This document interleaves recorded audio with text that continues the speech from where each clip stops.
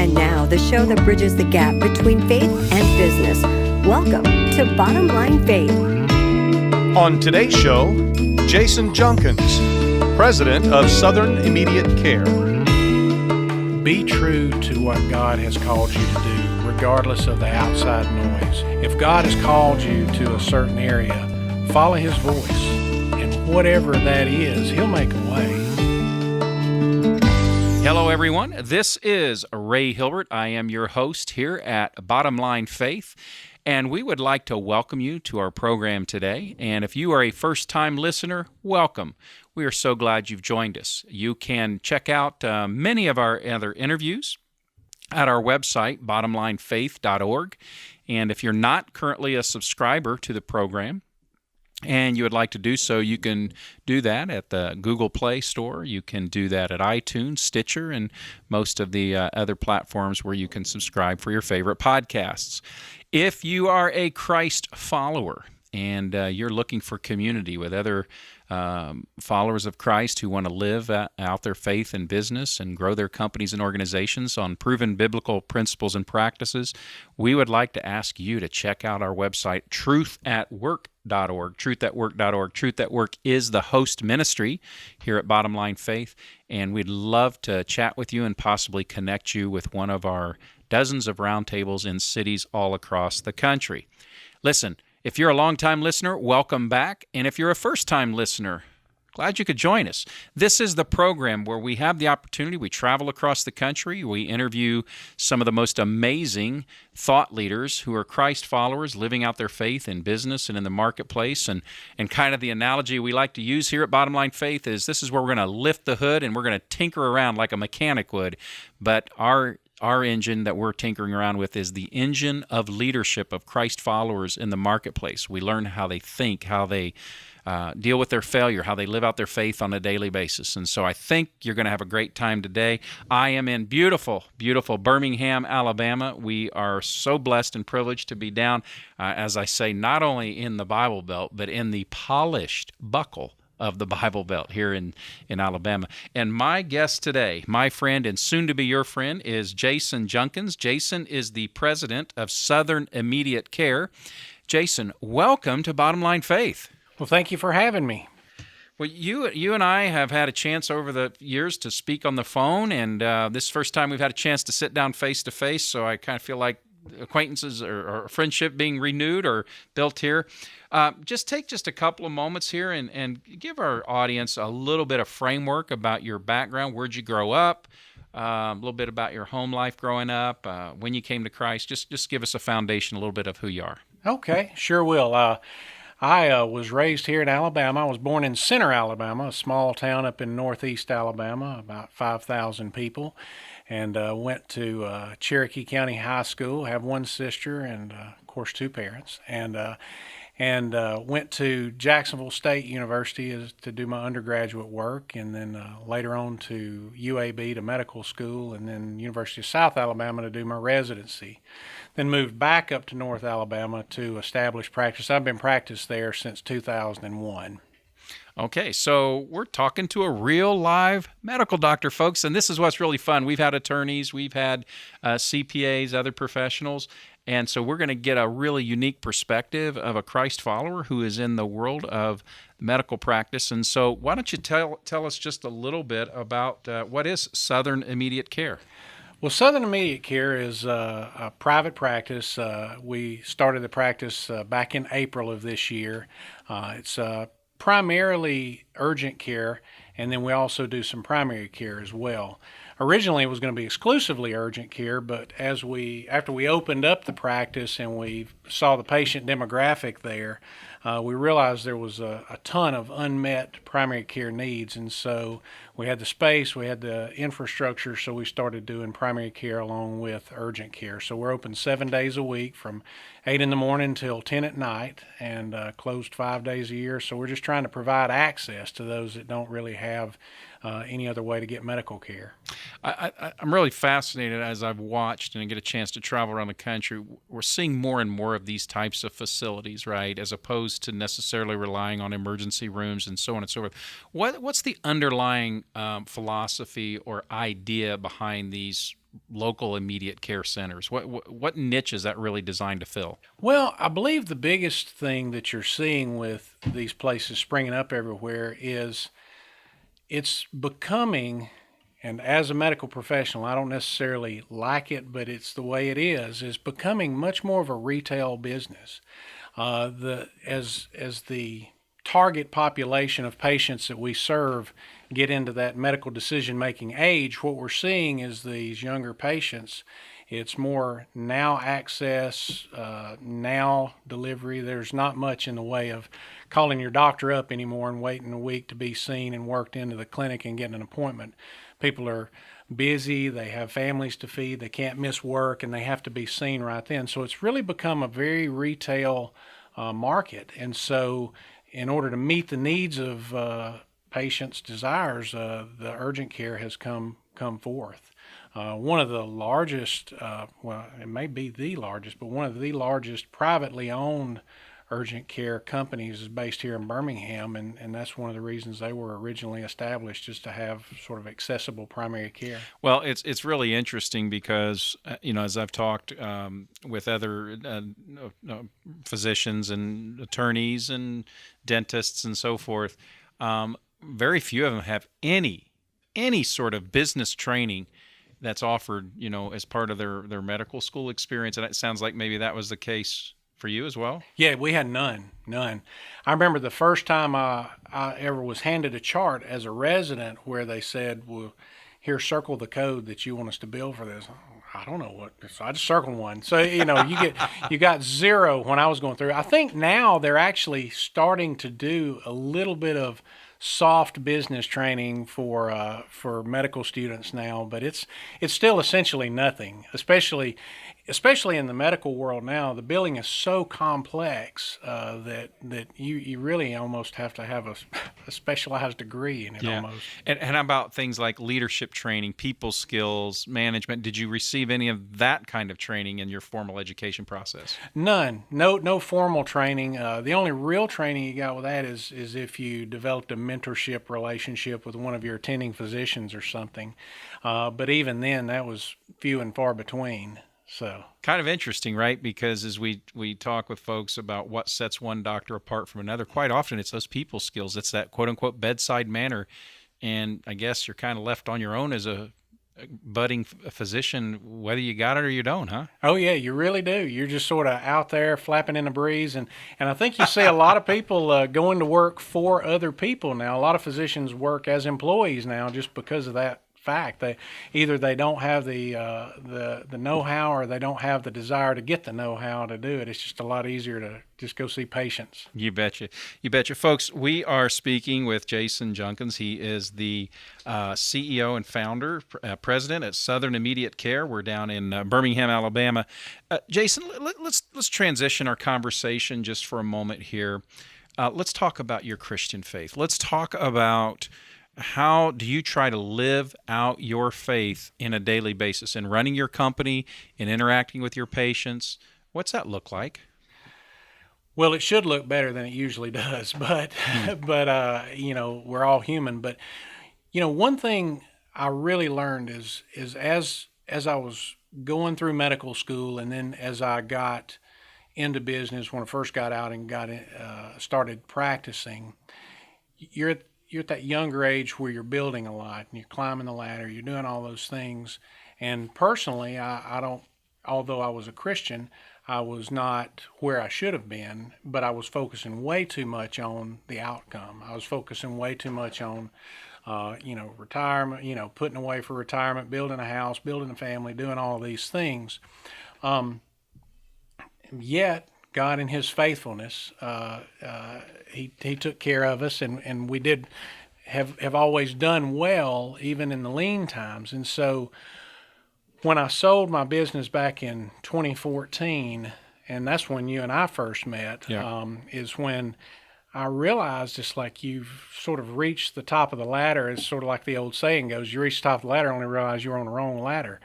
And I realized that there was just so much more to it than just going to work every day, just seeing patients, just making money. And so what really happened to me in 2014 was a pivotal time in my life where my focus changed.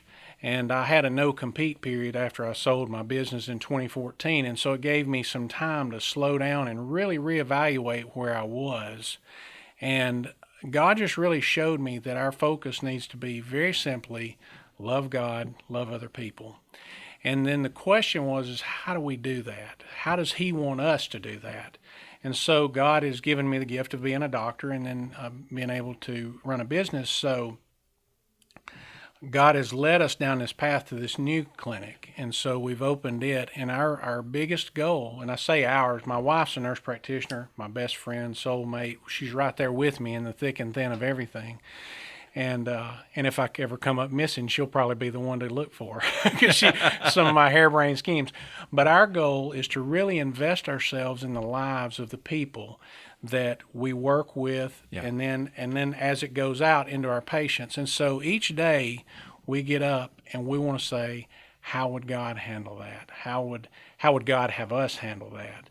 And so whether it's a death in the family of one of our employees, whether it's a patient who just doesn't have any money that day, you can't give everything away, but where we can to do something, we've tried to invest in the school systems there.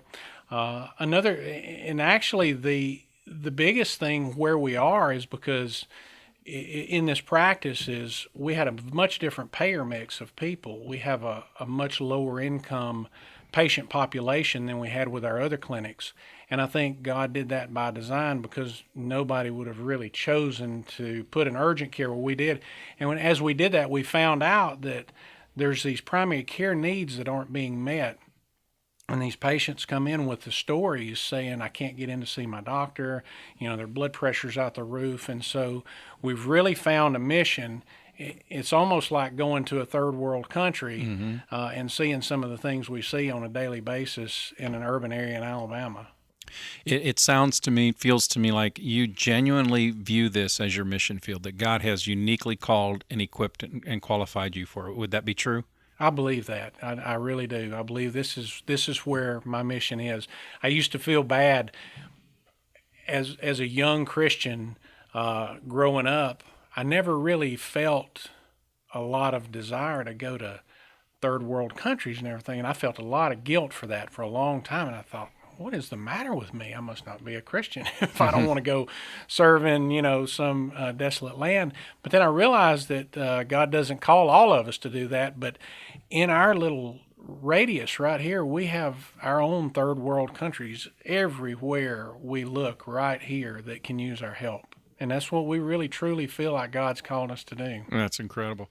And so if you could take us back, you were talking about that time when things were failing. You had to get a second job to make ends meet and so on and so forth.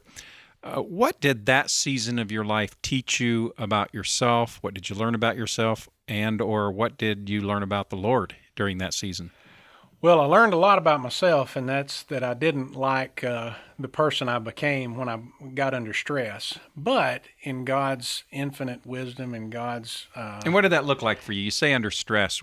How did you behave? How did you think? How did you interact with people? What was that like? I generally, I'm just a happy-go-lucky guy, have a lot of fun, smile a lot. During those times, I felt like it was very dark. I didn't feel like I laughed. I cut up. I didn't smile. I didn't feel like I would go the extra mile for people. You become somewhat withdrawn and about yourself, and I didn't like that. But the one thing I did learn is that during that time, honest to goodness, even as a physician in this country, there were days I didn't know if I was going to be able to pay the next bill, and but God was very, very faithful every single time, and He never missed it.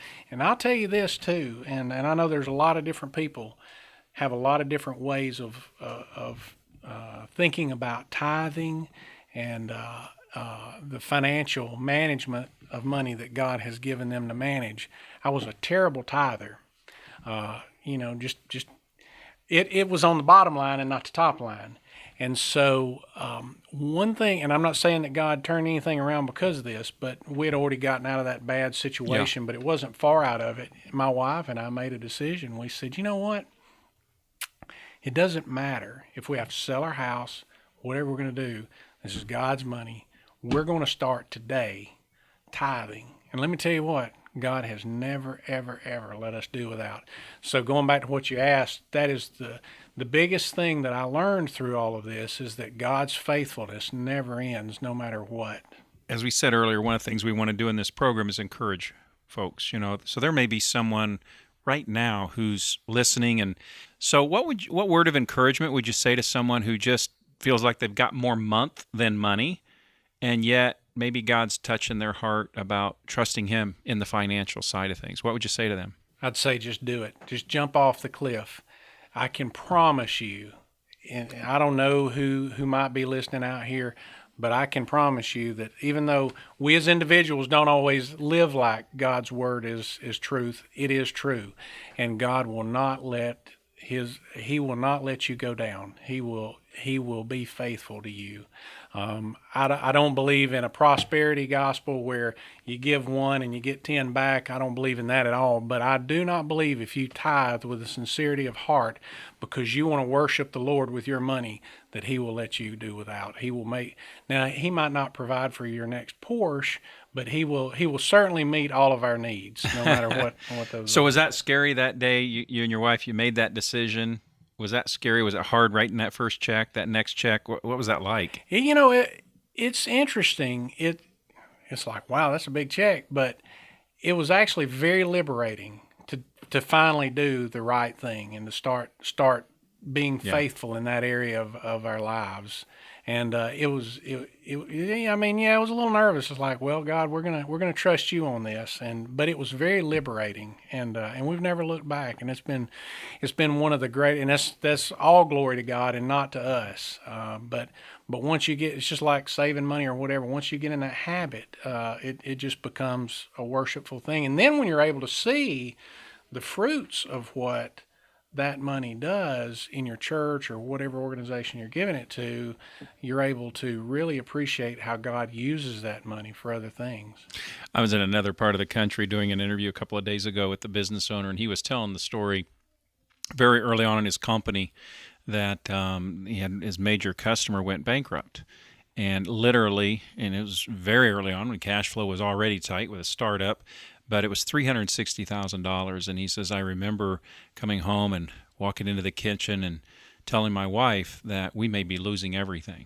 And this $360,000, we're not going to get paid for this. I think the company may fold. We may lose our house. We may have to do this. We may have to do that. And he said, my wife just had her back to me and she's washing dishes. And when I got done talking, he says, she turned around and looked at me and she says, well, it wasn't our money to begin with. That's exactly right. And he said that the word you used, liberating, is what he said. He said that was so liberating, he said, because God had already prepared my wife's heart, already spoken to her, and he said, I just needed to hear that. And he said, that has changed the way I do my business. That's what he was saying. He said, when you understand it's not yours, it's God's anyway, you're really just kind of like giving him back a portion of what he's lent to us to use. Kind of, that's the perspective that I'm hearing here. Mm-hmm. It really is. And we're just like everybody else. It ebbs and flows, and money's tight, and there's things we want to play with it with, but God is always faithful. You betcha. You betcha. So let's talk a little bit about, we're in the news. There's a lot of discussion about the state of healthcare in our country. What's going to happen, what's not going to happen with Washington, D.C., and new laws and this, that, and the other.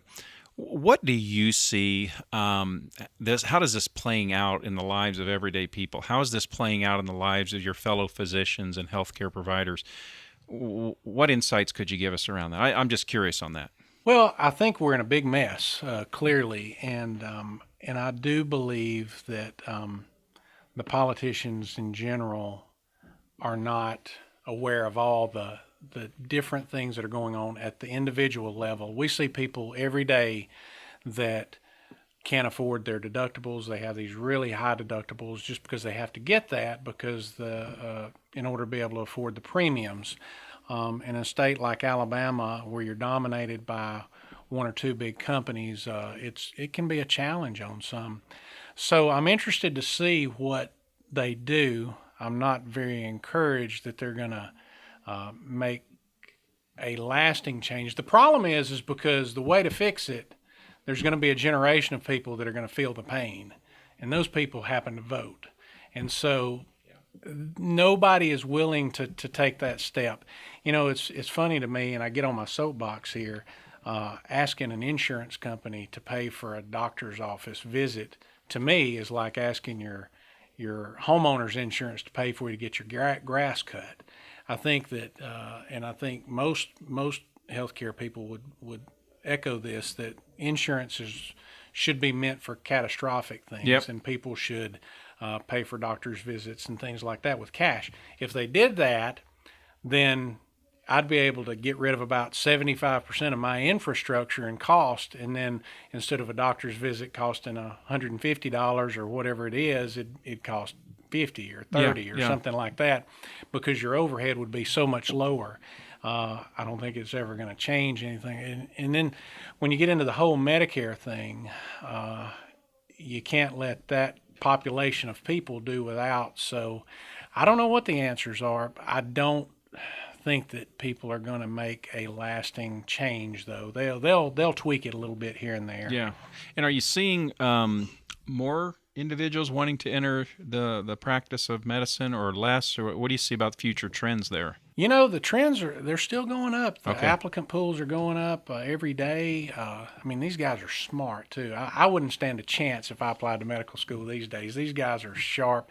But what you're seeing as a result of a lot of this healthcare debacle that's going on in the payment on the financial side of it is that nobody wants to do primary care because that's your lowest paying specialty.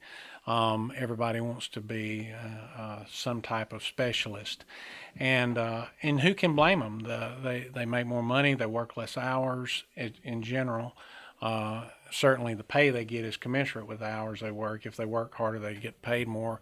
Primary care currently in its current state is you're bludgeoned with paperwork that you don't get reimbursed by the insurance companies for. It's tends to be low pay and long hours, so I do think you're going to see a shortfall of primary care physicians as time progresses. We're already seeing it, and that's where people like us come in, and our volumes keep going up and up and up, but not so much with urgent care patients as much as, you know, I don't have anybody to write my blood pressure medicine. I don't have anybody to write my diabetes medicine. And it'll be interesting, too, how the role of technology in some of this. You know, I recently was interviewing a top-level executive out at Google, and he was telling me about a contact lens that they're developing, and they're getting ready to get approval on this, that will be able to measure all insulin levels and so on and so forth and regulate all of that through an app. That is amazing. I was blown away, right? So it'll be interesting to just see how technology interplays with all this and the developments there, combined with just the economic side of all this. So I appreciate you just giving us a little bit of insight, because one of the things, you know, from time to time we get someone like yourself who's in a very interesting niche in their career and in what God's called them to do, and they can bring a unique perspective, and so I appreciate some insight there. Gosh, folks, we call this the fastest 30 minutes around, and we are nearing, believe it or not, close to the end of our time with Jason. And by the way, if you want to learn more about Jason and his company, Jason, what's the website where they can check you out? It's www.southernimmediatecare.com. SouthernImmediateCare.com is where you can learn more about Jason Junkins. He is the president of Southern Immediate Care in Alabama. And so, Jason, just time for a couple more questions here. What advice would you have? What encouragement would you have for someone who's listening to the program and they're feeling like God's calling them somehow, some way, shape, or form, that He would want to use them more in the marketplace, no matter what their career is? They could be a white-collar professional. They could be in blue-collar manufacturing. They could be a police officer, a business owner, what have you. But if they're listening to the program, what words of encouragement would you have for them and how they can serve the Lord every day at work? Well, one of the biggest things I would say is that whoever is feeling led by the Lord to do something is be true to what God has called you to do, regardless of the outside noise. One of the things I've seen through the years is there's an awful lot of experts out there on your own personal life. And so if God has called you to a certain area, follow his voice. And whatever that is, he'll make a way. I've seen some miraculous things in my limited time on this earth, and we know that God is at work, and he is still at work, and he's never let up. And so I would just encourage somebody, just listen to that still small voice and follow that, and God will make a way. It's obedience. Obedience, exactly. Yeah, right. And maybe following the prompting, and it doesn't have to be some big thing. It could just be, offering to pray with that coworker, or just a smile. Mm-hmm. Right? Exactly. Sometimes I think we look for these big, grandiose things, and that's the only thing we look for God to use us in. But it is those, as you said, the still small voice just as much. It is. I tell our people at our office that it's very simple. Medicine, so much of what people want out of medicine is as much emotional and psychological as it is physical. And I tell our people it's very simple. You practice good medicine, you're fast about it, but then most of all, you're nice. As long as you be nice to people, that's people want people to be nice to them. And so I think you're exactly right. Just kindness goes so far. That's good. Great stuff. So if you're a longtime listener here at Bottom Line Faith, you know that we have one question that we ask every guest, and it is at the end of every interview. And it's what we like to call our 423 question. It's based out of Proverbs chapter 4, verse 23, that these are the words of Solomon. The Bible describes him as the wisest man who ever lived. And he says this, he says, above all else, guard your heart, for from it flows the wellspring of life. So, Jason, let's kind of fast forward the clock, and let's say that you're near the end of this side of eternity for you, and you have a chance to gather your family, your friends, and your loved ones, and you're going to have the opportunity to pass along your legacy advice, your one piece of advice. Above all else, have integrity. Do the right thing. No matter who's watching, no matter what you're doing, no matter if it costs you money, no matter if it costs you time, no matter if it costs you heartache, do the right thing. And if you do the right thing, you will always win. And then lastly, be nice to people. You can never finish a conversation without saying just be nice to people. Just be nice. I love it. Tony Dungy says this. He says it is never the wrong time to do the right thing. That's exactly right. And as I'm listening to your counsel and advice there, that is what we're talking about there. Just do the right thing. Just do the right thing. And be nice. Mm-hmm. I think if more people did that, it'd just be a much more pleasant place to live. For all of us. And maybe some of us wouldn't mind seeing the doctor so often either, right? Well, thank you, Jason, for being on the program. Thank you. What an honor. It's been fun. I appreciate it. It's been fun, and it's been so nice to have a chance to sit down. We've been talking with Jason Junkins, the president of Southern Immediate Care. If you want to learn more about Jason and his company, you can check them out online at southernimmediatecare.com. Well, folks, this is Ray Hilbert. I am your host here at Bottom Line Faith. Check out all of our other interviews. We've been with some amazing Christ-following business leaders over the last several months. Check us out at bottomlinefaith.org. You can scroll down to the bottom of the page there, and you can subscribe to the podcast that comes out on a weekly basis. You can also follow us on our social at on Facebook and Twitter and all the social sites there. You can learn about all that at Bottom Line Faith. Also, just want to remind you that the host ministry for Bottom Line Faith is Truth at Work. And if you're interested, if you're a Christ-following business owner like Jason, and you want to know what that means to live out your faith and build your company on biblical principles and practices, check it out. Learn about our roundtable program. There's chapters and groups. Hundreds and hundreds of businesses across the country are involved in our roundtable group. So check that out at truthatwork.org. Well, until next time, I am your host, Ray Hilbert at Bottom Line Faith. Thanks for joining us. God bless, and go serve God in the marketplace. We'll see you soon. Bottom Line Faith is brought to you by Truth at Work. If you'd like to hear about new episodes or listen to past episodes, visit us online at bottomlinefaith.org. You can also subscribe to the show through Google Play and iTunes.